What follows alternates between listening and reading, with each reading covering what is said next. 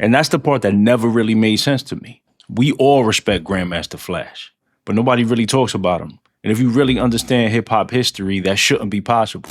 When people talk about history, they talk about rappers, maybe a few producers, but the DJ who helped create the sound we still hear today, we respect them, but we just don't talk about them. And that has to change. Meet me on the other side. Let's get to it. I am Broadway, the lyricist, homie, just let me do my thing. Grandmaster Flash is one of the most important names in hip-hop history, but you don't hear people bring him up like that. And that disconnect, it says more about the culture than it does about him. Because if you really understand what he did, you realize this isn't just a legend we overlook. This is the foundation that we barely acknowledge. And once you see what he actually created, you can't unsee it. Before rap became a billion-dollar industry, this was block parties in the Bronx. No record deals, no streaming, no charts. Just DJs, speakers, and people trying to move a crowd. And in that environment, Grandmaster Flash wasn't just playing music, he was studying it. Breaking records down, timing everything, testing what worked. While everybody else was rocking parties, Flash was figuring out how to control them. And that's where everything changes, because controlling the crowd meant controlling the sound. Flash realized something simple, but nobody else was treating it like it mattered. People didn't care about the whole song. They cared about the break. So he isolated it, looped it, backspins, quick mix theory, punch phrasing. He wasn't just playing records anymore. He was rebuilding them in real time. He turned turntables into instruments. And if that sounds normal now, that's because you're used to hearing what he invented. What Flash was doing in real time, that became the foundation of what we now call boom bap. Those hard drum breaks, that looped rhythm, that raw, stripped down sound, that didn't start in the studio.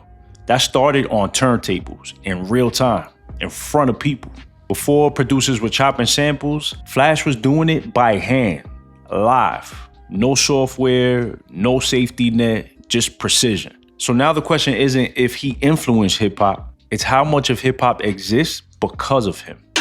Then comes the message. And this is where the culture shifts. Because up until this point, hip-hop was about the party, energy, movement. But this was different. This was reality. And yeah, Melly Mel delivered one of the most powerful verses ever recorded. But the moment itself only exists because the foundation Flash helped build. This is when hip-hop became something you felt and not just something that you danced to. But right when hip-hop started evolving, something else started happening.